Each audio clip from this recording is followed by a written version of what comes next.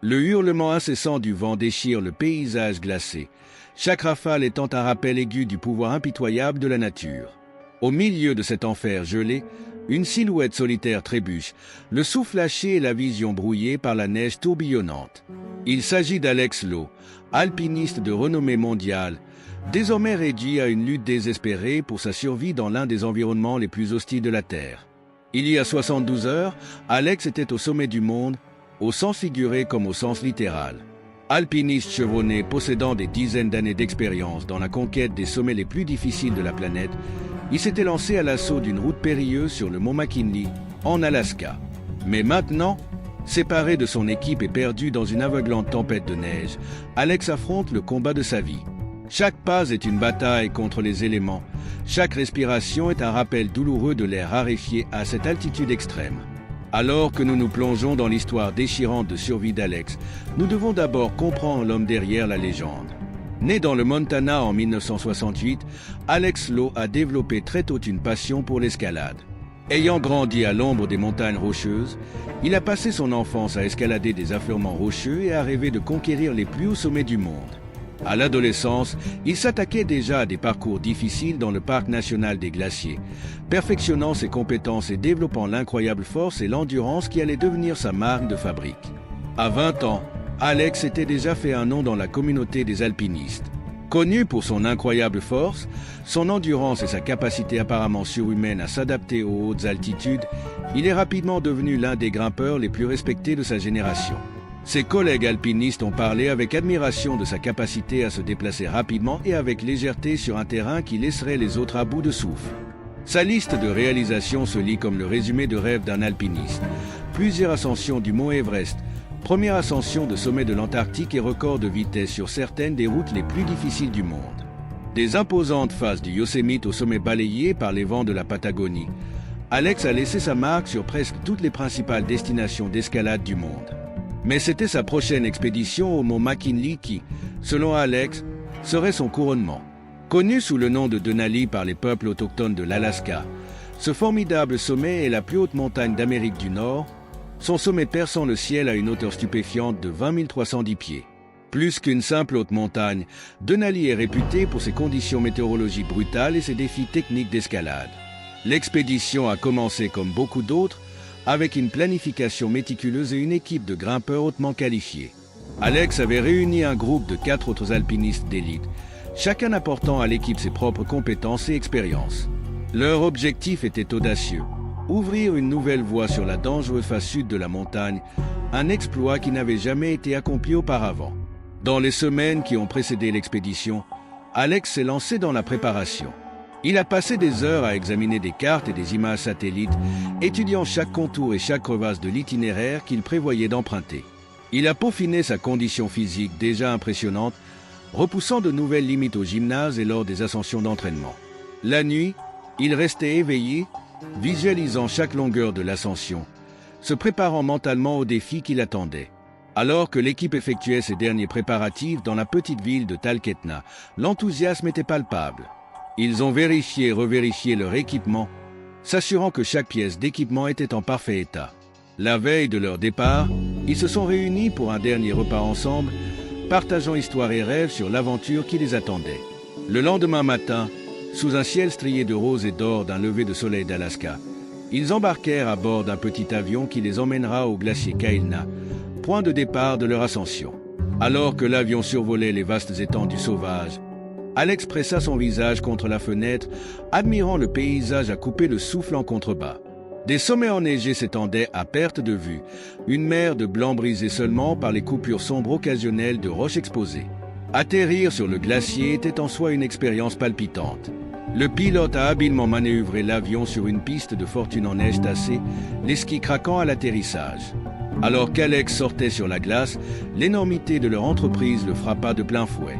Denali se dressait au loin, sa masse massive dominant l'horizon, à la fois invitante et menaçante. Les premiers jours de l'ascension étaient tout ce qu'Alex avait espéré. L'équipe progressait régulièrement sur les pentes inférieures de la montagne, leurs crampons mordant la neige ferme au fur et à mesure de leur ascension. Ils établirent une série de camps, chacun les emmenant plus haut dans les airs de la haute montagne. Au fur et à mesure de l'ascension de la montagne, l'équipe a rencontré des conditions de plus en plus difficiles. Les champs de glace ont cédé la place à des parois rocheuses presque verticales, exigeant toutes leurs compétences techniques et leur expérience pour naviguer en toute sécurité. L'air devenait de plus en plus rare chaque jour qui passait, et même Alex, avec sa remarquable capacité d'acclimatation, se retrouvait à respirer fort à chaque mouvement. Malgré les défis, Alex se sentait vivant comme il ne l'avait connu qu'en montagne. Il y avait une pureté dans l'expérience, une suppression de toutes les complexités de la vie moderne jusqu'à ce que seul l'essentiel reste, la prochaine prise, la prochaine étape, la prochaine respiration. Dans ces moments-là, perché sur le flanc de la montagne, à des milliers de pieds d'altitude en dessous de lui, Alex a ressenti un lien profond avec le monde naturel et la place qu'il y occupait. C'est au 4e jour de leur ascension que le désastre survint. L'équipe venait d'atteindre son camp en hauteur, une petite plateforme creusée dans la neige à 19 000 pieds d'altitude. Ils se préparaient pour leur ascension vers le sommet le lendemain, faisant fondre la neige pour obtenir de l'eau et vérifiant leur système d'oxygène, lorsqu'Alex remarqua un changement dans l'air. Le vent, qui avait été régulier mais gérable, a commencé à prendre de la vitesse. Des nuages sombres arrivaient de l'ouest, obscurcissant le sommet et apportant avec eux un inquiétant sentiment d'appréhension. En quelques heures, une tempête d'une intensité terrifiante s'abattit sur la montagne.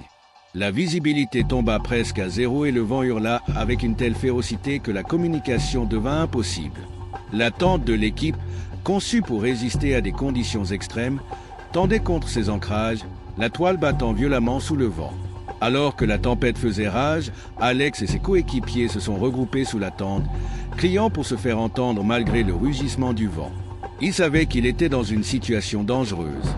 À cette altitude, avec des températures en chute libre et des vents soufflant à plus de 100 000 à l'heure, leur marge d'erreur était très mince. C'est dans ce moment de crise que les années d'expérience d'Alex se sont révélées. Ils savaient que leur meilleure chance de survie résidait dans le fait de rester sur place et d'attendre la fin de la tempête.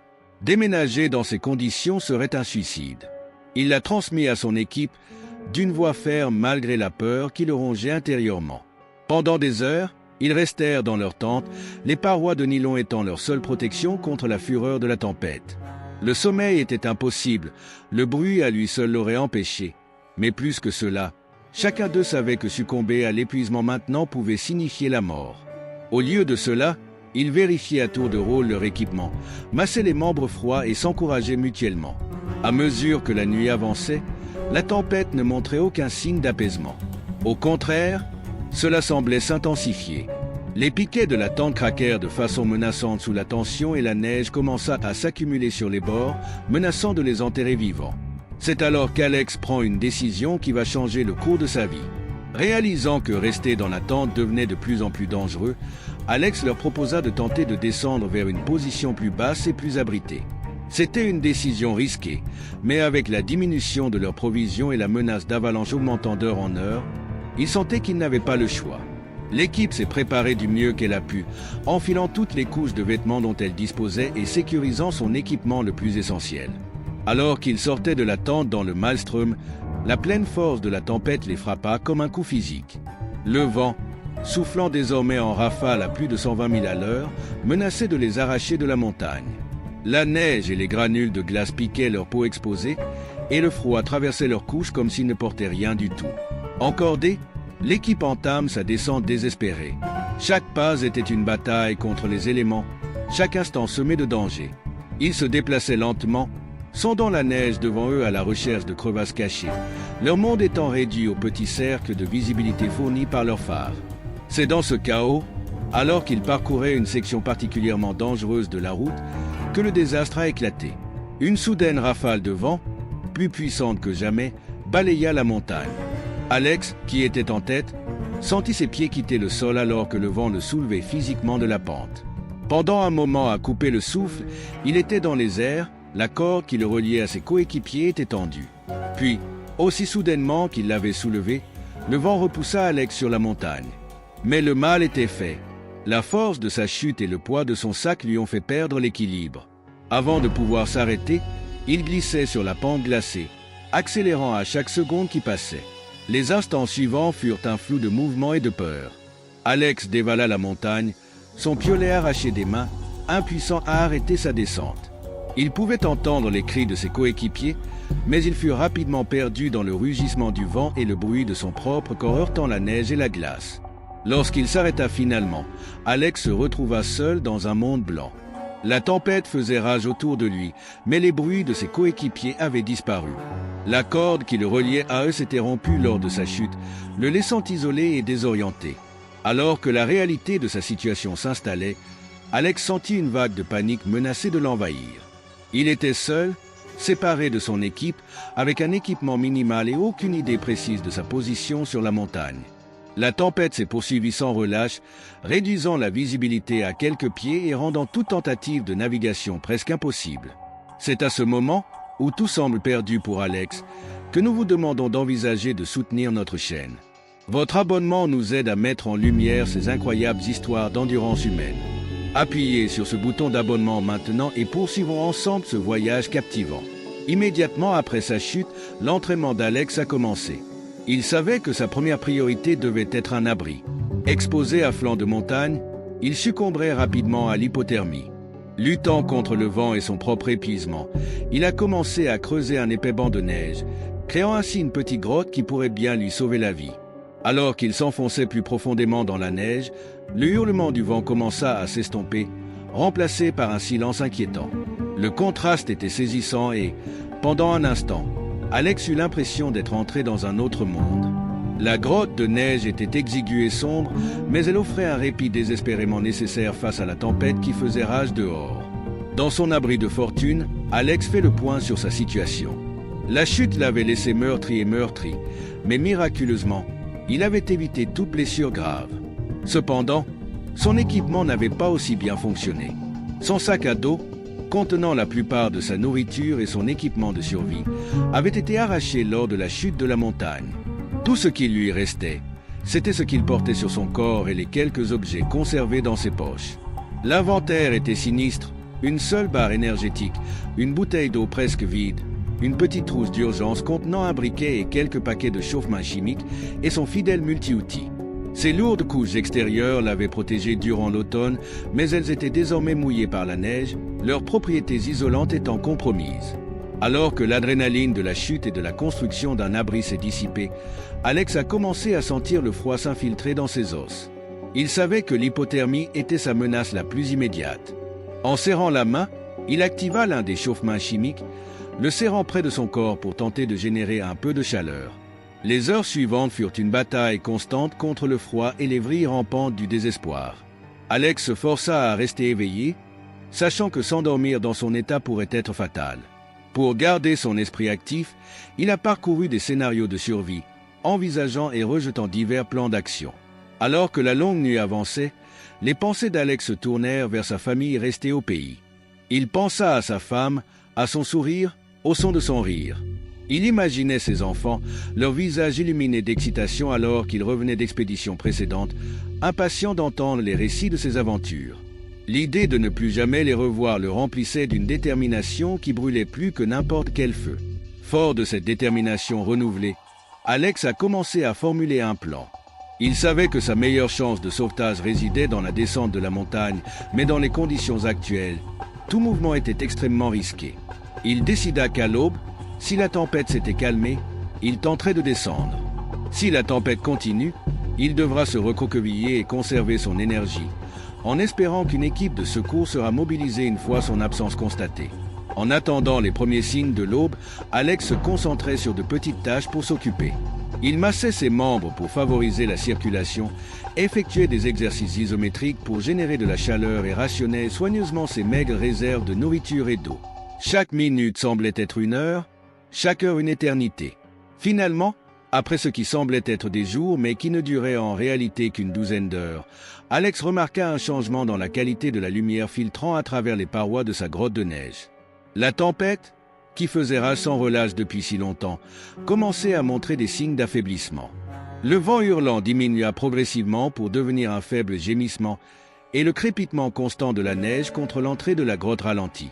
Prudemment, Alex rampa jusqu'à l'entrée de son abri et regarda dehors. Le monde au-delà a été transformé. Là où il y avait eu un tourbillon chaotique de vent et de neige, il y avait maintenant un calme étrange. Le ciel commençait à s'éclaircir, révélant des taches d'un bleu profond entre les nuages qui se dissipaient. Le paysage qui accueillait Alex était à la fois magnifique et terrifiant. La tempête avait tout recouvert d'une épaisse couche de neige fraîche, masquant les points de repère et créant une uniformité désorientante sur le terrain. Le soleil, qui se levait maintenant au-dessus de l'horizon, projetait une lueur dorée sur la neige, sa beauté contrastant fortement avec la nature mortelle de la situation d'Alex. Alors qu'Alex sortait complètement de sa grotte de neige, le véritable défi de sa situation difficile est devenu clair. La tempête avait radicalement modifié la topographie de la montagne, rendant la navigation extrêmement difficile. Les itinéraires familiers étaient désormais cachés sous les pieds de neige fraîche et le risque d'avalanche avait considérablement augmenté. La vaste étendue blanche devant lui était à la fois belle et terrifiante, une toile vierge qui détenait le pouvoir de le sauver et de le détruire. Alex a pris un moment pour se recentrer, s'appuyant sur des années d'expérience et de formation. Il savait que la panique était désormais son ennemi, tout aussi sûrement que le froid et le terrain dangereux. Avec un calme délibéré, il commença à évaluer sa situation. Le soleil, qui montait maintenant plus haut dans le ciel, lui procurait un peu de chaleur, mais il savait que c'était une arme à double tranchant. La chaleur commencerait à déstabiliser la nouvelle neige, augmentant ainsi le risque d'avalanche à mesure que la journée avançait. Sa première priorité était d'établir son emplacement. Sans son sac et le GPS qu'il contenait, Alex devait s'appuyer sur des techniques de navigation à l'ancienne. Il étudia la position du soleil et les ombres projetées par les reliefs de la montagne, essayant de s'orienter. Les sommets et les crêtes familiers étaient là, mais la neige fraîche avait adouci leurs contours, les rendant plus difficiles à reconnaître. Après plusieurs minutes d'observation attentive, Alex se sentait raisonnablement sûr de sa position générale sur la montagne. Il était plus bas qu'avant la tempête, mais toujours dangereusement haut. La descente à venir serait périlleuse, mais c'était sa seule chance de survie. Avant de partir, Alex a fait le point sur sa condition physique. La nuit passée dans la grotte de neige l'avait laissé raide et endolori, ses muscles protestant à chaque mouvement. Ses extrémités étaient engourdies, signe inquiétant d'éventuelles engelures. Il a passé plusieurs minutes douloureuses à se frotter les mains et les pieds, favorisant le retour du sang vers ses doigts et ses orteils. Le processus était angoissant. Les fourmillements cédaient la place à une sensation de brûlure alors que la circulation revenait lentement. N'ayant plus de nourriture et seulement quelques gorgées d'eau dans sa bouteille, Alex savait qu'il opérait en sursis. La déshydratation et l'hypothermie constituaient des menaces constantes, leurs effets étant amplifiés par l'altitude extrême. Il ramassa une poignée de neige propre et la laissa fondre dans sa bouche. Ce n'était pas grand-chose, mais ça suffirait. Alors qu'il se préparait à entamer sa descente, les pensées d'Alex se tournèrent vers son équipe. Avait-il survécu à la tempête? Le cherchait-il maintenant? L'incertitude lui pesait lourdement, mais il repoussa ses pensées. Pour le moment, il devait se concentrer sur sa propre survie. Une étape à la fois, un problème à la fois, c'était la seule façon pour lui de surmonter cette épreuve. Avec une profonde inspiration, Alex fit son premier pas dans l'inconnu. La neige était épaisse et lui arrivait jusqu'aux genoux à chaque pas. Chaque mouvement était une bataille contre l'épuisement et le terrain dangereux. Il se déplaçait lentement, chaque placement de pied étant une négociation minutieuse avec la montagne. La première heure de sa descente fut épuisante mais sans incident. Alex tomba dans un rythme, son monde se réduisant au simple fait de mettre un pied devant l'autre. La monotonie n'était rompue que par des pauses occasionnelles pour vérifier ses repères et scruter la pente devant lui à la recherche de danger. C'est lors d'une de ces pauses, environ 2 heures après le début de son voyage, qu'Alex entendit un son qui lui glaça le sang. Un grondement sourd, à peine audible au début, commença à gagner en intensité. Il l'a reconnu instantanément, le bruit d'une avalanche. La tête d'Alex se releva brusquement, ses yeux scrutant frénétiquement les pentes au-dessus de lui. Pendant un moment à couper le souffle, il ne parvint pas à localiser la source du son. Puis il l'a vu un mur de neige et de glace dévalant la montagne à une vitesse terrifiante. C'était sur sa gauche, à peut-être un quart de mille plus loin, mais dans ces conditions, la distance n'était pas une garantie de sécurité. L'instinct et l'entraînement ont pris le dessus. Alex savait qu'il ne lui restait que quelques secondes pour agir. Il regarda désespérément autour de lui à la recherche d'un abri, de tout élément susceptible d'offrir une protection contre le glissement imminent. Ses yeux se posèrent sur un gros rocher à une 50aine de mètres en aval. Ce n'était pas idéal, mais c'était sa seule option. Alex commença à bouger, poussant dans la neige profonde avec une force née de la pure adrénaline. Chaque pas était une bataille contre la poudre molle qui semblait déterminée à le retenir. Le rugissement de l'avalanche devint plus fort, couvrant le bruit de sa propre respiration laborieuse. Le temps semblait ralentir. Alex était parfaitement conscient de chaque détail autour de lui, l'éclat du soleil sur la neige, la brûlure dans ses muscles, l'approche tonitruante de l'avalanche. Il poussa plus fort, ses poumons criant à la recherche d'oxygène dans l'air. Avec une dernière fente désespérée, Alex atteignit le rocher. Il se pressa contre le côté sous le vent, se faisant aussi petit que possible. Le rocher n'était pas assez grand pour le protéger entièrement, mais c'était tout ce qu'il possédait. Il ferma les yeux et attendit l'impact. Les instants suivants furent un chaos de sons et de mouvements.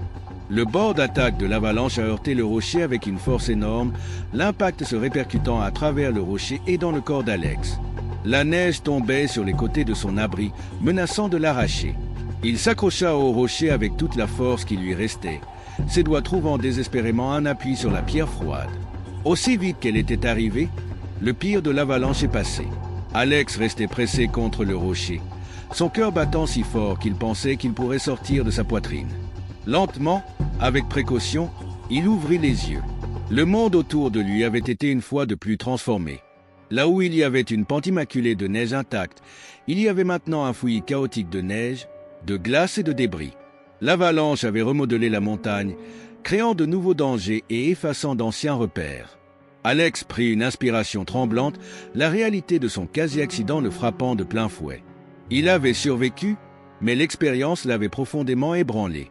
La montagne, qui avait toujours été pour lui une source de défis et d'exaltation, se présentait désormais comme un ennemi implacable, déterminé à lui coûter la vie.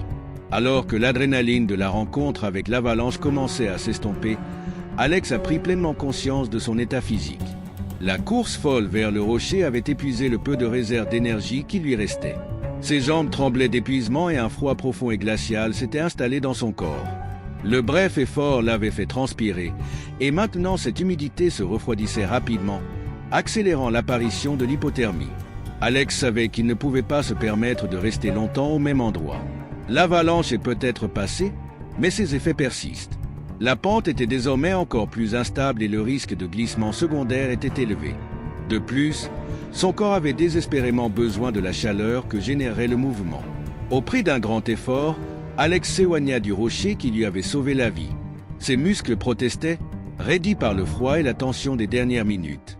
Chaque mouvement était une négociation entre le besoin de continuer à avancer et l'envie de se recroqueviller et de céder à l'épuisement. Alors qu'il reprenait sa descente, Alex trouva la situation encore plus difficile qu'auparavant. L'avalanche avait comblé ses traces précédentes, effaçant toute trace de son passage. Pire encore, cela avait créé un paysage lunaire de bosses et de creux de neige, chaque pas étant un piège potentiel pour ses jambes fatiguées. Le soleil était maintenant haut dans le ciel, ses reflets sur la neige étaient intenses et désorientants. Alex avait perdu ses lunettes de soleil lors de la chute qui l'avait séparé de son équipe, et la luminosité lui faisait des ravages. Ses yeux le brûlaient et un violent mal de tête commença à se développer derrière ses tempes. Il a confectionné une protection oculaire de fortune à partir d'une bande arrachée de la doublure de sa veste, mais cela n'a apporté que peu de soulagement. À mesure que la journée avançait, les progrès d'Alex ralentissaient jusqu'à devenir rampants. Ce qui aurait dû être une descente gérable dans des conditions normales était devenu une lutte épique contre la montagne et son propre corps défaillant. Il se retrouvait à s'arrêter plus fréquemment, chaque repos plus long que le précédent, la tentation de simplement s'allonger dans la neige devenant de plus en plus forte à chaque heure qui passait. C'est lors d'une de ces périodes de repos, alors qu'Alex était assis affalé contre un petit affleurement rocheux, qu'il vécut un moment de profond désespoir. L'ampleur de sa situation s'écrasa sur lui comme une vague. Il était seul, blessé et perdu sur l'une des montagnes les plus impitoyables du monde. Ses chances de survie, réalisa-t-il, diminuaient de minute en minute. Pendant un bref moment sombre, Alex envisagea d'abandonner. L'idée de simplement s'allonger dans la neige et de se laisser emporter par le froid était perversement attirante.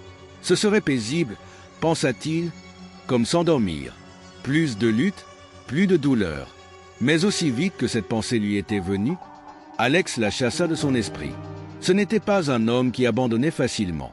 Tout au long de sa carrière d'alpiniste, il a affronté et surmonté d'innombrables défis. Ce ne serait pas différent, décida-t-il.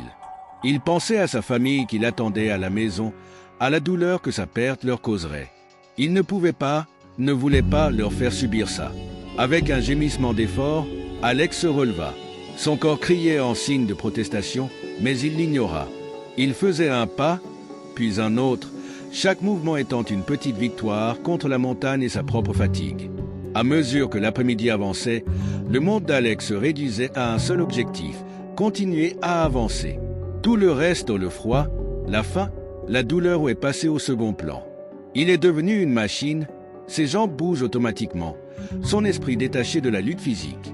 C'est dans cet état de détachement épuisé qu'Alex a failli rater un repère crucial. À travers ses yeux brouillés par la fatigue et la cécité des neiges, il aperçut une formation rocheuse familière. Il fallut plusieurs instants à son cerveau fatigué pour traiter ce qu'il voyait, mais lorsque la reconnaissance lui apparut, cela le frappa comme une décharge électrique. La formation était celle qu'il avait remarquée lors de l'ascension, un empilement distinctif de rochers qui marquait l'approche de l'un de leurs camps inférieurs. S'il le voyait maintenant, cela signifiait qu'il était descendu plus loin qu'il ne l'avait imaginé. Plus important encore, cela signifiait qu'il était sur la bonne voie. Cette prise de conscience a donné à Alex un second souffle bien mérité. Il poursuivit son chemin avec une détermination renouvelée, ses pas trouvant un but qui leur manquait auparavant. Le camp, il le savait, aurait des provisions, de la nourriture, de l'eau et peut-être même une radio en état de marche. Cela représentait sa meilleure chance de survie. Alors que le soleil commençait à descendre vers l'horizon ouest, projetant de longues ombres sur la neige, Alex aperçut enfin le camp, ou plutôt ce qu'il en restait. La tempête qui l'avait séparé de son équipe n'avait pas épargné le camping. Les tentes avaient disparu, probablement ensevelies sous la neige fraîche ou emportées par les vents violents. Pendant un instant, Alex ressentit une vague de déception écrasante.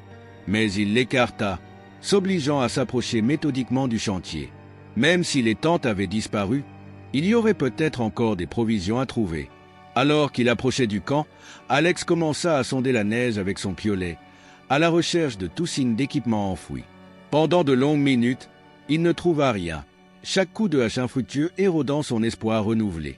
Puis, alors que la lumière commençait à faiblir, ça heurta quelque chose de solide.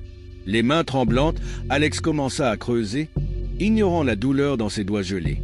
Petit à petit, il découvrit son prix. Un sac de rangement jaune vif, du genre utilisé pour garder les sacs de couchage au sec. Avec un élan de force désespéré, Alex sortit le sac de la neige. Il tâtonna avec la fermeture, ses doigts engourdis, maladroits et peu coopératifs. Finalement, il réussit à l'ouvrir, renversant le contenu sur la neige. À l'intérieur se trouvait un sac de couchage, mouillé mais toujours utilisable, et en miracle des miracles, une trousse d'urgence. Les mains d'Alex tremblèrent lorsqu'il ouvrit le kit, révélant un petit réchaud, du carburant, quelques paquets de nourriture déshydratée et une trousse de premiers secours. Mais l'objet qui lui a fait venir les larmes aux yeux était une petite balise de secours alimentée par batterie. Avec des doigts maladroits, Alex activa la balise. Sa petite LED commença à clignoter, une petite lumière rouge dans l'obscurité grandissante. Ce pouls constant représentait l'espoir que quelqu'un le retrouverait, l'espoir qu'il puisse survivre à cette épreuve. Alors que la nuit commençait à tomber pour de bon, Alex commença à utiliser ses nouvelles fournitures. Il a déblayé une petite zone de neige et installé le poêle, le simple fait de se concentrer sur une tâche aidant à calmer ses nerfs à vif. Le sifflement du poêle lorsqu'il s'enflammait était le plus beau son qu'il ait jamais entendu. Pendant que la neige fondait pour laisser place à l'eau et qu'un paquet de stroganoff lyophilisé se réhydratait, Alex tourna son attention vers sa condition physique. Il ôta ses bottes, grimaçant à la vue de ses pieds. Ils étaient pâles et cireux, des signes évidents d'engelure. Il savait qu'il risquait de perdre des orteils, peut-être davantage, mais il ne pouvait plus rien y faire maintenant. Il massa ses pieds du mieux qu'il put, favorisant la circulation sanguine, avant de les envelopper dans les quelques couches sèches qui lui restaient. Le repas, une fois prêt, était la meilleure chose qu'Alex ait jamais goûté. Il se força à manger lentement, sachant que son estomac rétréci pourrait se rebeller s'il mangeait trop vite. Chaque cuillerée de nourriture reconstituée avait l'impression de le ramener à la vie, la chaleur se propageant de son cœur vers l'extérieur. Après avoir mangé, Alex fit le point sur sa situation. Il avait de la nourriture, il avait les moyens de faire fondre la neige pour obtenir de l'eau, plus important encore, Il avait un abri sous la forme d'un sac de couchage. La balise transmettait sa position au service de recherche et de sauvetage. Il ne lui restait plus qu'à passer la nuit et à attendre les secours. Alors qu'il s'installait dans le sac de couchage, les événements des 72 dernières heures envahirent Alex. Il avait affronté la mort à plusieurs reprises, poussé son corps à ses limites absolues, d'une manière ou d'une autre, contre toute attente, avait survécu. Cette réalisation a apporté un mélange complexe d'émotions, du soulagement, de la gratitude et un respect profond et constant pour la puissance de la montagne. La nuit qui suivit fut longue et froide, mais il lui manquait le côté désespéré des nuits précédentes. Enveloppé dans son sac de couchage, avec le clignotement rassurant de la balise de sauvetage à côté de lui, Alex entra et sortait d'un sommeil agité. Ses rêves étaient un mélange chaotique de neige tourbillonnante, de crevasses béantes et des visages de ses proches. Alors que les premières lueurs de l'aube commençaient à peindre le ciel à l'est, Alex fut tiré de son sommeil inquiet par un son. Au début, il crut rêver. Le vrombissement constant des rotors de l'hélicoptère, devenant de plus en plus fort à chaque seconde. Mais alors qu'il se frayait un chemin vers la pleine conscience, il réalisa que le son était réel. Avec une montée d'adrénaline, Alex sortit de son sac de couchage. Il trébucha sur la neige, agitant frénétiquement ses bras au-dessus de sa tête. L'hélicoptère est apparu au-dessus d'une crête voisine, son projecteur balayant le flanc de la montagne. Pendant un moment à couper le souffle, Alex a pensé que cela pourrait lui échapper. Puis la lumière se fixa sur sa position et il sut qu'il avait été vu. Les heures suivantes se passèrent dans le flou. L'équipe de secours a travaillé efficacement, évaluant l'état d'Alex et le préparant à l'évacuation. Alors qu'il décollait, laissant derrière eux la montagne impitoyable, Alex jeta un dernier coup d'œil au sommet qui avait failli lui coûter la vie. À ce moment-là, il a ressenti un mélange complexe d'émotions, du soulagement, de la gratitude et un profond respect pour la puissance brute de la nature. Alors que l'hélicoptère le transportait en lieu sûr, les pensées d'Alex se tournèrent vers l'avenir. Il savait que son rétablissement serait long et difficile. Les engelures laisseraient des traces et l'impact psychologique de son épreuve prendrait du temps à être ressenti. Mais il savait aussi qu'on lui avait donné une seconde chance dans la vie, une opportunité qui n'est pas offerte à beaucoup de personnes se trouvant dans des situations similaires. Dans les jours et les semaines qui ont suivi, l'histoire d'Alex a captivé le monde entier. Alors qu'il se rétablissait à l'hôpital, entouré de sa famille et de ses amis, il a réfléchi à son expérience. Cette épreuve l'avait profondément changé, lui inculquant une nouvelle appréciation de la vie et une compréhension plus profonde de ses propres limites. L'histoire d'Alex est devenue plus qu'une simple histoire de survie contre des obstacles impossibles. C'est devenu un témoignage de l'esprit humain indomptable, de la volonté de vivre qui peut nous conduire à des exploits extraordinaires lorsque nous sommes poussés au bord du gouffre. Cela nous a rappelé que même dans nos moments les plus sombres, lorsque tout espoir semble perdu, nous possédons une force intérieure qui peut nous aider à nous en sortir. Alors qu'Alex entamait le long processus de récupération physique et émotionnelle, il s'est retrouvé à réévaluer sa relation avec l'alpinisme. La passion qui l'avait poussé vers les plus hauts sommets du monde n'avait pas diminué, mais elle était désormais tempérée par un nouveau respect pour la fragilité de la vie. Il s'est engagé à utiliser son expérience pour sensibiliser les autres à la sécurité en montagne et à l'importance d'une bonne préparation. Dans les mois qui ont suivi, Alex est devenu un défenseur des services de secours en montagne, utilisant sa plateforme pour sensibiliser le public et collecter des fonds pour les organisations qui lui avaient sauvé la vie. Il a partagé son histoire lors de conférences et dans des écoles, dans l'espoir que d'autres puissent apprendre de son expérience sans avoir à subir la même épreuve. Ses discours étaient puissants et émouvants, laissant souvent le public dans un silence stupéfait alors qu'il contemplait la frontière mince entre la vie et la mort dans des environnements extrêmes.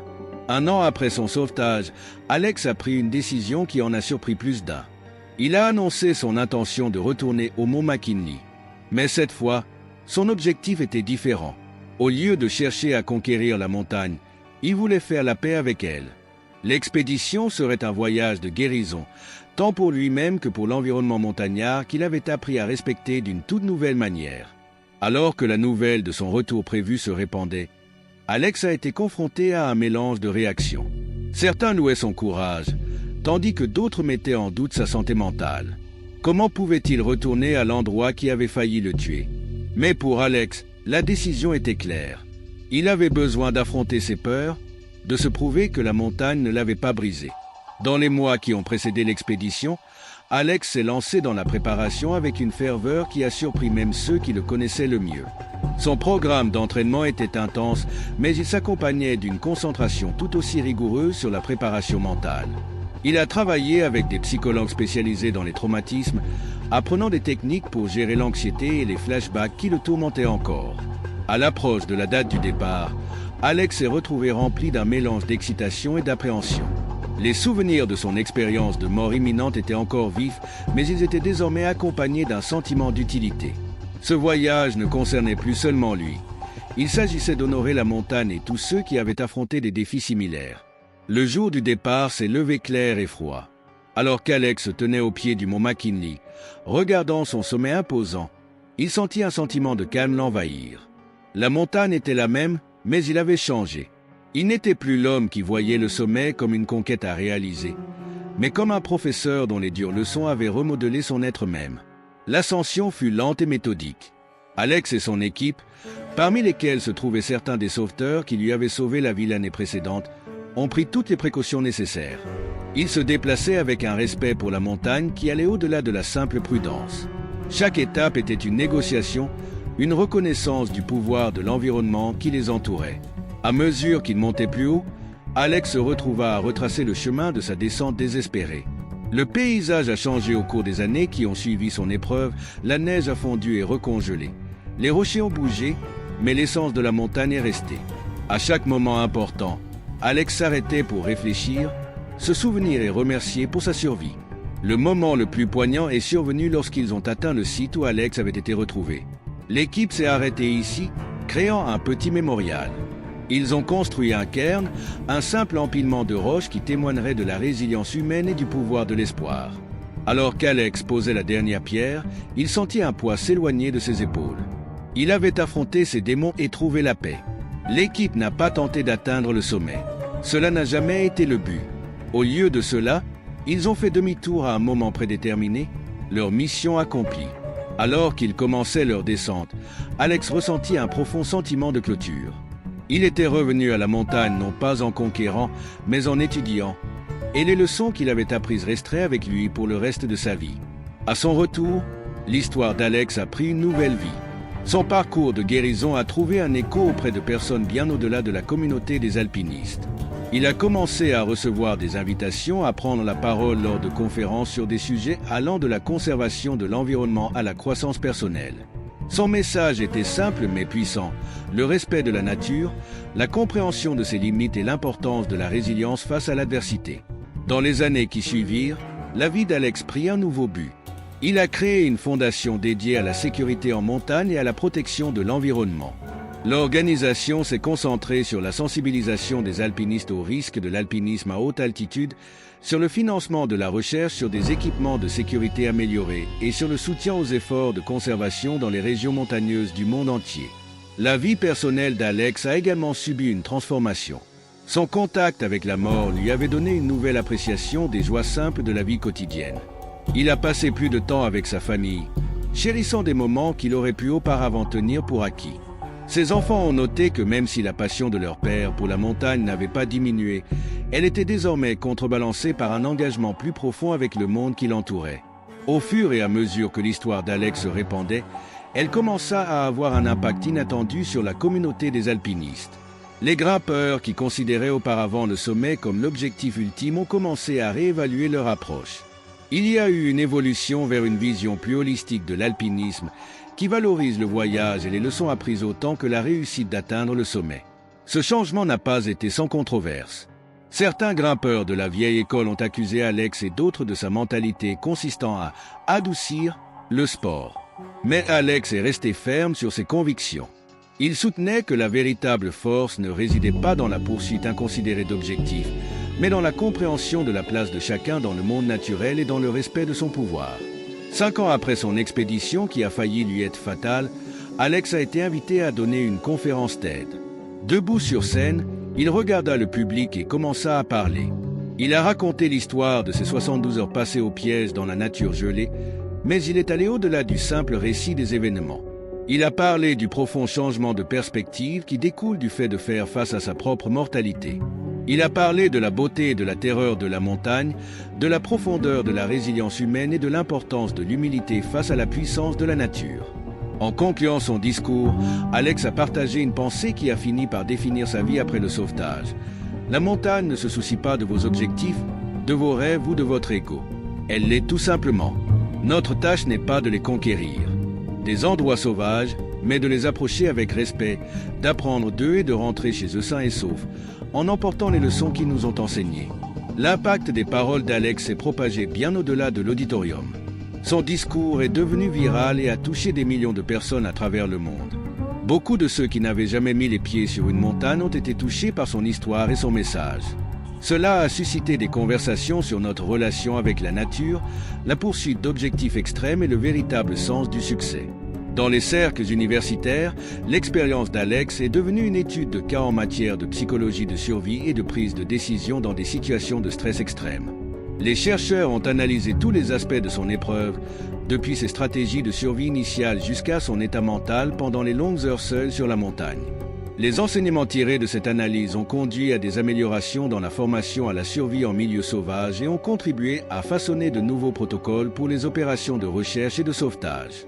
L'industrie de l'équipement de plein air a également pris note de l'histoire d'Alex.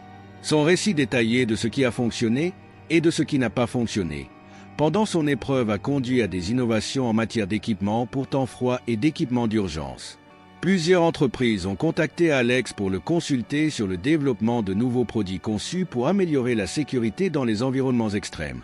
À l'approche du 10e anniversaire de son sauvetage, Alex s'est retrouvé à réfléchir au long voyage qu'il avait entrepris pas seulement sur la montagne, mais au cours des années qui ont suivi. Il s'est rendu compte que même si les cicatrices physiques de son épreuve s'étaient estompées, l'impact mental et émotionnel continuait de façonner profondément sa vie. Il a décidé de marquer cet anniversaire en écrivant un livre. Il ne s'agirait pas simplement du récit de ses 72 heures passées sur la montagne, mais d'une exploration plus approfondie de l'esprit humain et de notre relation complexe avec le monde naturel. Le processus d'écriture a été cathartique, permettant à Alex de traiter des aspects de son expérience qu'il avait auparavant eu du mal à articuler. Le livre, une fois publié, est devenu un best-seller instantané. Les critiques ont loué son honnêteté brute et sa profonde perspicacité. Cela a trouvé un écho non seulement auprès des amateurs de plein air, mais aussi auprès d'un public plus large qui a trouvé dans l'histoire d'Alex une métaphore des défis de la vie et de la capacité humaine de résilience. Dans le dernier chapitre du livre, Alex réfléchit au paradoxe au cœur de son expérience. Il lui a fallu avoir frôlé la mort sur un flanc de montagne isolé pour vraiment apprécier la beauté de la vie. Il a écrit « La montagne m'a appris que nous sommes tous, à notre manière, accrochés au flanc d'un sommet impossible.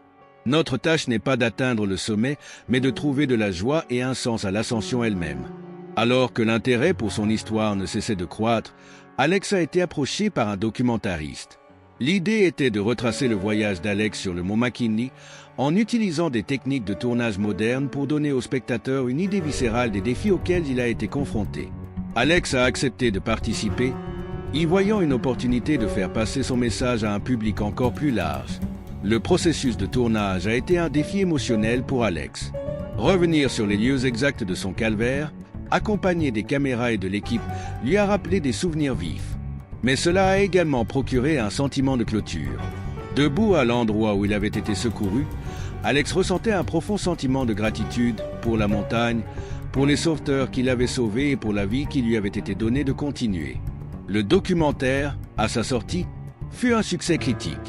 Il combinait des images à couper le souffle de la nature sauvage de l'Alaska avec des interviews intimes et des reconstitutions.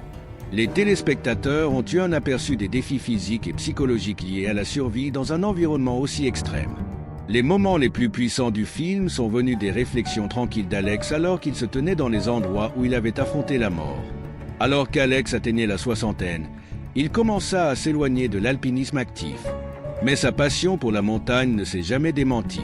Il a consacré son énergie à encadrer de jeunes grimpeurs, en mettant l'accent non seulement sur les compétences techniques, mais également sur les aspects mentaux et émotionnels du sport. Ses cours allaient au-delà des techniques d'escalade et abordaient les thèmes du respect de la nature, de la conscience de soi et de l'importance de savoir quand faire demi-tour. En reconnaissance de sa contribution à l'alpinisme et à la sécurité en plein air, Alex a reçu de nombreux prix et distinctions. Mais la reconnaissance qui comptait le plus pour lui venait des lettres et des messages qu'il recevait de personnes dont la vie avait été touchée par son histoire. Qu'il s'agisse d'alpinistes en herbe qui ont appris à aborder les montagnes avec plus de respect ou de personnes confrontées à des défis personnels qui ont trouvé l'inspiration dans sa résilience. Ces messages ont rappelé à Alex l'impact considérable de son expérience. En repensant aux années écoulées depuis son sauvetage, Alex réalisa que ces 72 heures passées aux pièges dans la nature gelée lui avaient apporté bien plus que ce qu'elle lui avait pris. Il lui avait donné une nouvelle perspective sur la vie, un lien plus profond avec le monde naturel et un objectif qui allait bien au-delà de la réussite personnelle. Lors de sa dernière prise de parole en public, Alex s'est tenu devant un groupe de jeunes alpinistes. Ses cheveux étaient maintenant gris et son visage ridé par les années, mais ses yeux contenaient toujours la même passion et la même intensité qui l'avaient conduit vers les plus hauts sommets du monde. Il regarda les visages impatients devant lui et sourit. « Rappelez-vous, dit-il d'une voix forte et claire, la montagne sera toujours là. Ce n'est pas un défi à conquérir, mais un maître à respecter. Ne grimpez pas pour la gloire ou pour des records, mais pour la joie de le voyage et les leçons qu'il vous apprendra. Et rappelez-vous toujours que le sommet le plus important que vous atteindrez est celui qui est en vous. » Alors que les paroles d'Alex résonnaient dans l'auditorium, il y eut un moment de profond silence. Puis, lentement, le public se leva, applaudissant non seulement l'homme devant eux, mais aussi l'esprit indomptable qu'il représentait. À ce moment-là, Alex savait que son héritage perdurait, non pas dans les records ou les réalisations, mais dans la sagesse qu'il avait acquise et partagée au cours de son séjour sur la montagne. Ainsi, l'histoire d'Alex l'homme grimpeur, survivant, enseignant est devenue plus qu'un simple récit d'aventure et de survie. C'est devenu un témoignage de l'esprit humain, un rappel de notre place dans le monde naturel et une source d'inspiration pour tous ceux qui affrontent leur propre montagne, quelle que soit leur forme. Alors que le soleil se couche sur ce chapitre de la vie d'Alex, nous nous retrouvons avec une profonde appréciation du pouvoir de la nature, de la résilience de l'esprit humain et du potentiel de transformation de même nos moments les plus sombres. Le voyage d'Alex depuis la nature gelée du mont McKinley jusqu'à l'étreinte chaleureuse d'une vie vécue avec un but et un sens est une lueur d'espoir et un appel à l'aventure pour les générations à venir. En fin de compte, l'histoire d'Alex nous rappelle que même si nous ne parvenons pas à conquérir les montagnes, qu'il s'agisse de sommets physiques ou de défis personnels, nous pouvons apprendre à danser avec elles, à respecter leur pouvoir et à trouver dans cette danse l'essence même de la montagne. L'essence de ce que signifie être en vie. Fin.